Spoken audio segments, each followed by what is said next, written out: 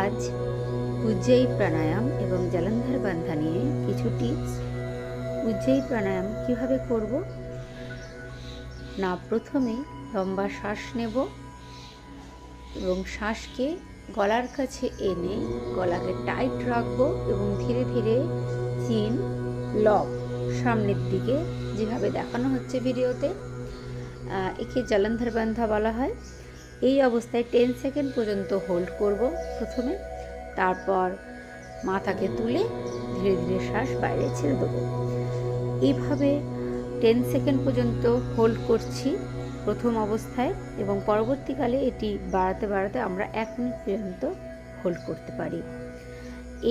এই প্রাণায়ামটি করলে আমাদের গলা ব্যথা যদি থাকে সেই ক্ষেত্রে আমরা উপকৃত হব। গলায় টনসিলের প্রবলেম থাকলে, কোনো ইনফেকশন থাকলে এই প্রাণায়ামটি করা যেতে পারে।